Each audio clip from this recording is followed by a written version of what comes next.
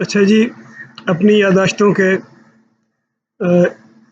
सिलसिले की 36 एपिसोड में मैं आपको खुशामदीद कहता हूँ एक बार फिर। गुज़श्ता एपिसोड जो मैंने 2 दिन पहले रिकॉर्ड की, तो मुझे लगा कि उसमें कुछ तशरीगी रह गई और शायद उसमें कोई इंटरेस्टिंग चीज़ बहुत ज़्यादा नहीं थी।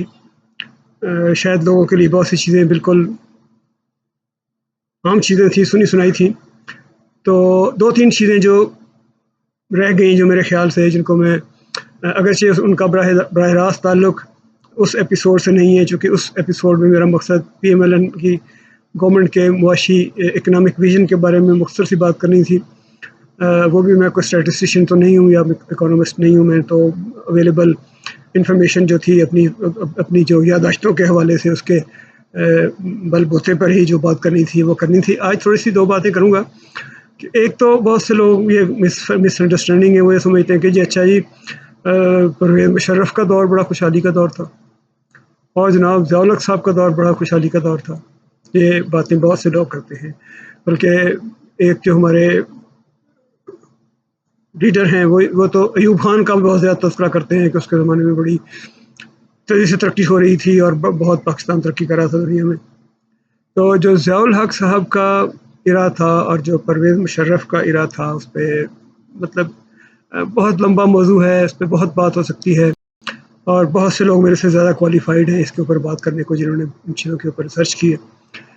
मैं तो सिर्फ़ अपनी याददाश्तों के हवाले से और अपनी आउट ऑफ मेमोरी जो भी बात करूँगा वो करूँगा।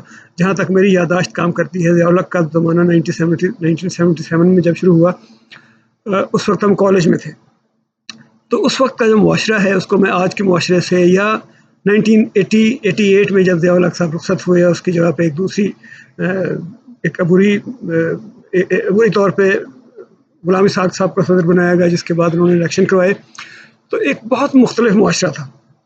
ये याद है कि जो 1977 तक, जो उससे पहले जैसे रूल ऑफ लॉ थोड़ा सा मुझे नज़र आता था, शायद एक बच्चे के तौर पे या एक स्टूडेंट के तौर पे नज़र आता होगा, हो सकता है मेरी गलतफहमी हो, लेकिन मतलब जैसे साहिवाल में टांगों के नंबर होते थे, टांगे के ऊपर नंबर होता था, टांगा जो है उसको उसके ऊपर रात को लालटेन उसको ज़रूर लगानी पड़ती थी।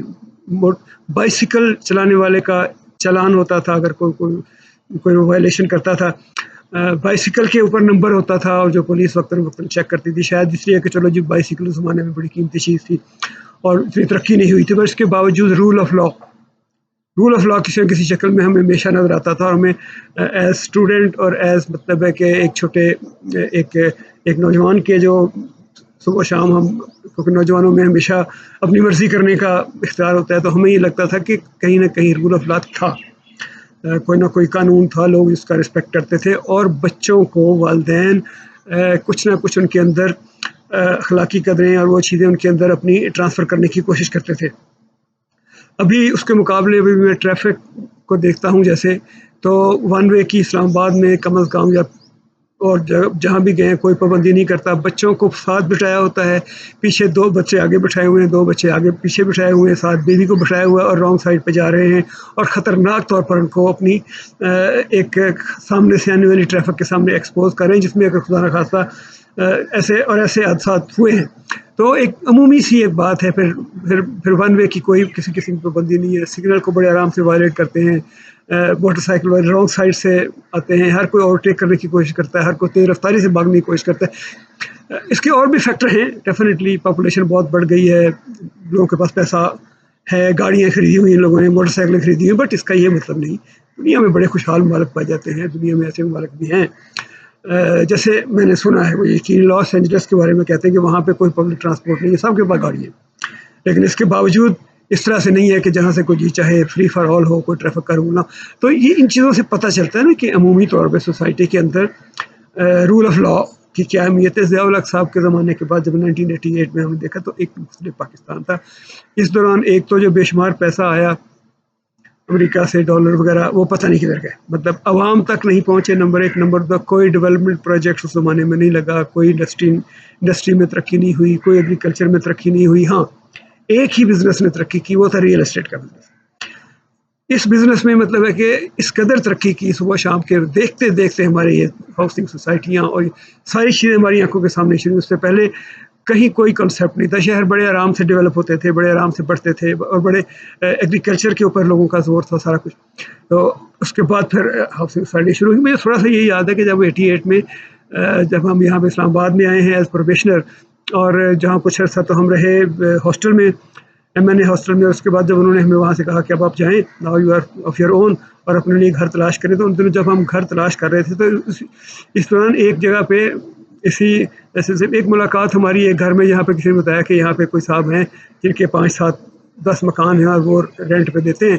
تو وہاں ہم نے کسی نے بھیجا, تو وہاں ہم گئے. تو ڈرائنگ روم میں مطلب میرے ہوش اڑ کے دیکھ کے کہ ایک نوجوان لڑکا یونیفارم پہن کے, لیفٹیننٹ کی یونیفارم پہن کے بیٹھا ہوا تھا, اور وہ اپنا پراپرٹی کا بزنس اپنے گھر سے یونیفارم پہن کے چلا رہا تھا. اس نے بتایا کہ اس کے 10 یا 12 مکان ہیں G10 میں, اور یہ اس نے بتایا کہ اس کے والد صاحب, اس کا والد جو ہے وہ فوج میں کوئی میجر جنرل یا کوئی اس قسم کی چیز. تو یہ ایک چیز ہے جو میں اپنی آنکھوں دیکھی بتا رہا ہوں, جو مجھے مطلب بزنس, پراپرٹی کا بزنس جو تھا وہ ضیاء الحق کے رجیم میں بہت زیادہ بڑا, اور اس کے نتیجے میں ایک مطلب جعلی قسم کی خوشحالی جو آتی ہے. کچھ لوگوں کے پاس پیسہ آ جاتا ہے, گاڑیاں خرید لیتے ہیں, ان کے بعد اچھا پھر جو افغان مہاجرین آئے وہ اپنے ساتھ جو کلاشن کو جو ہیرون لے کے آئے, اس کے ساتھ ساتھ مہاجرین جو بڑی تعداد میں ہے, انہوں نے آپ کے لاء کو, آپ کے رول آف لاء کو, آپ کی سوسائٹی کے ایک ریدم جو تھا, اس کے اندر جو ڈسپلن تھا, اس کو انہوں نے توڑا, اس سسٹم کو توڑا. اگرچہ مہاجرین کے آنے سے ہمیشہ ہر سوسائٹی بینیفٹ بھی کرتی ہے, ہر معاشرہ نئی چیزیں لرن کرتا ہے, ایک نئی قسم کا ایک مطلب ہے کہ نیا خون جو ہے وہ سوسائٹی میں انجیکٹ ہوتا ہے. جیسے امریکہ کو کہتے ہیں کہ it's a country of immigrants, لیکن جہاں اپارچونیٹیز ہوں, جہاں لوگ خود آ کے مقابلہ کرنا چاہیں, یہاں تو مہاجرین کو لایا گیا, ان کو مہمان کے طور پہ لایا گیا, اور ان کو ایک قیمتی اثاثے کے طور پہ لایا گیا, ان کا خیال رکھا گیا, ان کو پیمپر کیا گیا, ان کو استعمال کیا گیا. اس کے نتیجے میں سوسائٹی کا ایک مطلب سوشل جو اس کا فیبرک تھا, اس کو شدید نقصان پہنچا. اس کو بڑا وہ ایک حد تک بہت زیادہ اس کو متاثر ہوا. پھر دوسرا جو ٹینیور تھا پرویز مشرف صاحب کا, اس کے بارے میں بھی کہ یہ بڑی خوشحالی. اس وقت میں یہی تھا کہ وہ پیسہ, اب جو مطلب ایک دور تھا 10 سال 11 سال جب مہاجرین کو ہم لاتے رہے اور افغان جہاد لڑتے رہے اور اس کے عوض پیسے لیتے رہے. پھر دوسرا پیریڈ آ گیا جس میں ہم انہی لوگوں سے لڑتے رہے, مطلب جہاد کے خلاف جہاد کرتے رہے اور اس کے اوپر پیسے لیتے رہتے. اور حقیقت یہ ہے, اور بدقسمتی کی بات یہ کہ وہ پیسہ بھی جو بے شمار ڈالر پاکستان کے اندر آئے, وہ پیسہ بھی عوام تک نہیں پہنچا. نہ اس سے کوئی انڈسٹری لگی, نہ اس سے کوئی اکانومی کے اندر وہ پیسہ انجیکٹ ہوا. وہ انہوں نے جن کے پاس تھا انہوں نے باہر جا کے جائیدادیں خرید لی, انہیں ملک کے اندر پراپرٹیز خرید کے مزید پراپرٹیز خرید کے مزید اس سے پیسہ بنایا اور بنا کے پیسہ باہر ٹرانسفر کیا. جو لوگ میٹر کرتے تھے مطلب ان دنوں, مطلب ظاہر ہے ماشاء اللہ تھا تو وہی لوگ تھے جو بینیفٹ کر رہے تھے اس سے. عام کچھ لوگ اور بھی تھے جو ان کے ساتھ تھے, وہ بھی انہوں نے بھی بینیفٹ کیا ہوگا ڈیفینیٹلی. لیکن میں کہہ رہا ہوں کہ مجموعی طور پہ سوسائٹی نے بینیفٹ نہیں کیا ان ادوار سے. پیسہ آیا اور وہ پتہ نہیں کہاں گیا. تو ان دونوں ادوار کی جو ہم قصے سناتے رہتے ہیں کہ اس وقت مطلب ہے اکانومی کی پوزیشن یہ تھی اور ڈالر کا ریٹ یہ تھا اور فلان چیز یہ تھی, فلان چیز وہ تھی, تو وہ they didn't contribute toward the development of economy. انہوں نے اکانومی کو ایک طرح سے کرپل کیا کہ پیسہ تھا لیکن وہ آتا تھا پھر باہر چلا جاتا تھا کہیں خرچ, وہ کہیں وہ پراپر طریقے سے وہ پیسہ اگر آیا بھی تو اس کو وہ انویسٹ نہیں کیے گا. قیمت عوام نے پے کی 2 شکلوں میں. ایک تو یہ کہ ان کے لیے کوئی پروجیکٹ نہیں بنے. نمبر 2 ٹیررزم کی جو مطلب ٹیررزم جو پاکستان کے اندر آیا اس میں اس میں سے تھاؤزنڈ بلکہ لاکھوں جانیں گئیں, اور میجر کیجویلٹی جو تھی وہ سویلینز کی تھی. لوگوں کی جانیں گئیں, ان کی پراپرٹی ڈیمیج ہوئی, ان کے بزنس تباہ ہوئے, بہت کچھ ہوا. تو اگر خدا نہ خواستہ اگر آپ یہ سوچ رہے ہیں کوئی بندہ کہ جی اچھا جی خوشحالی, تو وہ خوشحالی نہیں تھی. اس کو اگر آپ کمپیئر کریں نا, مطلب پی ایم ایل این کی جو اکنامک ان کی جو پالیسی تھی یا ویژن تھا, اس میں یہ ہے کہ انفراسٹرکچر ڈیولپمنٹ ہوئی, انرجی سیکٹر میں کام ہوا جس کے نتیجے میں لوگوں کو روزگار ملا اور آپ کی اکانومی اور آپ کے ایگریکلچر نے بوسٹ کیا. تو یہ تو تھوڑی سی بات ہے. اب یہ دونوں جو حضرات تھے ضیاء الحق صاحب اور پرویز مشرف صاحب, چونکہ یہ دونوں تھے صدر, پاکستان کے صدر رہے نا, چونکہ پرائم منسٹر تو بن نہیں سکتے تھے. انہوں نے مارشل لا لگایا تھا تو اسٹرکچر ایک قسم کا, اس کے اندر وہ پارلیمنٹ انہوں نے اسمبلیز کو تو انہوں نے مطلب توڑ دیا تھا، ڈیزالو کر دیا تھا، اور آئین کو انہوں نے سسپینڈ کر دیا تھا، تو وہ خود صدر بن گئے. ایوب خان صاحب بھی صدر بنے رہے، اس لیے ان کو فوج صدر بننے سے ہمیشہ بڑی دلچسپی رہی ہے، صدر بننے کا بڑا شوق رہا ہے مطلب کہ. اور دوسرا یہ کہ یہ بھی تھوڑا سا ہمیشہ یہ خیال رہا ہے کہ یار اگر پاکستان میں صدارتی نظام ہو تو شاید کوئی اس کی برکتیں اور ایسے ہوں کہ وہ بالکل ملک کے سارے مسئلے حل کر دے، اور شاید کوئی راتوں رات ملک کی تقدیر بدل جائے گی اگر ہم صدارتی نظام لے کے آ جائیں گے. تو صدر سے مجھے یاد آیا کہ تھوڑا عرصہ مجھے جو موجودہ صدر ہیں عارف علوی صاحب، ان کے ساتھ بھی کام کرنے کا مجھے موقع ملا. بہت اچھا دور تھا. علوی صاحب ماشاءاللہ بہت پڑھے لکھے انسان ہیں، بہت اچھے مزاج کے. ان کے ساتھ کام کر کے میں نے انجوائے کیا. وہ ہمیشہ اپنے افسرز کے اوپر ٹرسٹ کرتے تھے اور ہر کسی کو اس کی صلاحیت اور اس کی قابلیت کے مطابق کام دیتے رہے، اور اس کو صحیح طریقے سے رسپیکٹ دینا اور ساری چیزیں. کچھ چیزیں میں ایسے ہی کرنا چاہتا تھا، کچھ ایک چیزیں جو میں شاید بیان کرتے ہوئے ایسے مجھے تھوڑی سی ہچکچاہٹ سی ہو رہی ہے کہ بھائی کس طرح سے پریزیڈنسی کے اندر کی جو چیزیں ہیں. ویسے تو مجھے 3 سال ہو گئے ہیں ریٹائر ہوئے، اور شاید میں کچھ باتیں کر سکتا ہوں تھوڑی بہت، لیکن پھر بھی بہت سی چیزیں میں نہیں کہہ سکتا. کچھ ایسے واقعات جن سے تھوڑا، چونکہ پریزیڈنٹ اور پرائم منسٹر کے درمیان جو تعلقات ہوتے ہیں آئین کی روح سے، ان کے مطابق مطلب پرائم منسٹر کو بائنڈنگ ہوتا ہے کہ وہ ایک طے شدہ پیریڈ ہوتا ہے، اس پیریڈ کے اندر وہ آئے اور وہ آ کے صدر کو اپنی کابینٹ کی پروسیجرز کے بتائے اور گورنمنٹ کی پرفارمنس کے بارے میں بتایا. وہ کبھی نہیں ہوا. تو ایک انٹرویو میں پریزیڈنٹ صاحب سے انہوں نے سوال بھی پوچھا تھا کہ جو ہفتے میں ایک دفعہ یا مہینے میں یا جو بھی آئین میں درج ہے اس کے مطابق پرائم منسٹر کو آنا چاہیے، اس کو آ کے آپ کو پرفارمنس جو ہے اس کے بارے میں بریف کرنا چاہیے، یا باہر وزٹ سے آتا ہے تو وہ کبھی نہیں آئے. تو انہوں نے کہا ہاں لیکن وہ مجھے رپورٹ بھیج دیتے ہوتے ہیں اور میں دیکھ لیتا ہوتا ہوں ان کو رپورٹیں. ٹھیک ہے.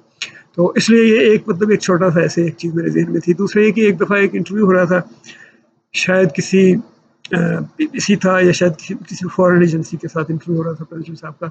تو شاید ان کے منہ سے نکل گیا، مجھے یقین ہے کہ سہون نکلا ہوگا.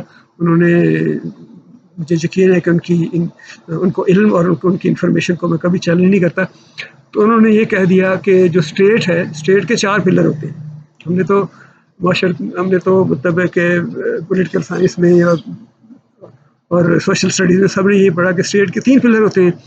مطلب ایک پارلیمنٹ یا ایگزیکٹو پارلیمنٹ یا مطلب لیجسلیچر ہوتی ہے، دوسری ایگزیکٹو ہوتی ہے انتظامیہ، اور تیسری جوڈیشری ہوتی ہے.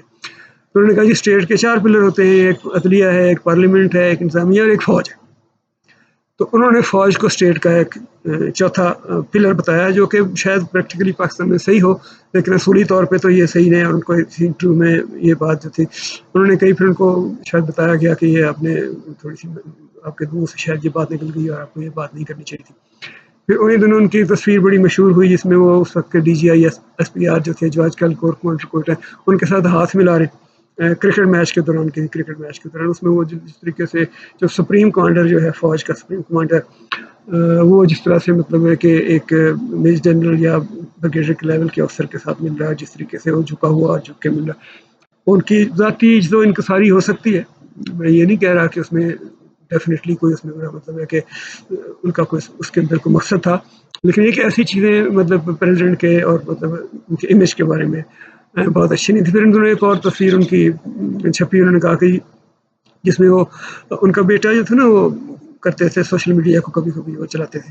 تو انہوں نے ایک تصویر ایسے سوشل میڈیا پہ چلا دی جس میں وہ پریزیڈنٹ صاحب ایک بینچ کے اوپر ایئرپورٹ پہ شاید مطلب اپنی فلائٹ کے انتظار میں لیٹے ہوئے تھے. وہ تو بڑی اچھی بات تھی کہ ہمبل انسان کے طور پہ، کہ وہ ایک عام نارمل انسان کے طور پہ وہ وہاں پہ بینچ پہ لیٹے ہوئے ایئرپورٹ کے اندر، اور کوئی پروٹوکول نہیں ہے، کوئی ایسی بات نہیں. ان کے ذہن میں بہت ڈیفینیٹلی یہ بڑا مطلب ہے کہ ایک پازیٹیو میسیج وہ دینا چاہ رہے تھے اس سے. لیکن وہ ہوا یہ کہ سوشل میڈیا پہ اس کا ایسا مذاق بن گیا، کبھی کسی کے ساتھ، کبھی کہیں کے ان کے لیٹے ہوئے تصویر آ رہی ہے پریزیڈنٹ کی، کبھی کہیں پہ لیٹے ہوئے تصویر آ رہی ہے. تو پھر بڑی مشکل سے کیس ان کے آگے پیچھے کر کے ان کو تھوڑا سا مینیج کیا. تو ایسے ایک انٹرسٹنگ سی چیز تھی، اس میں کوئی ایسے خاص میننگ نہیں اس چیز کے اندر، نہ کوئی میں اس سے کوئی کنکلوژن کرنا چاہتا ہوں. پھر تھوڑا سا لیکن جو ایک چیز جس نے ہمیں تھوڑا سا سوچنے پہ مجبور کیا، یا مطلب تھوڑا سا دھیان گیا اس طرف، کہ جب نو کانفیڈنس کے نتیجے میں شہباز شریف پرائم منسٹر بنے، تو اس وقت اوتھ ٹیکنگ تھی. تو اس وقت پریزیڈنٹ صاحب نے اوتھ لینے سے انکار کر دیا. انہوں نے کہا کہ میری طبیعت ٹھیک نہیں ہے.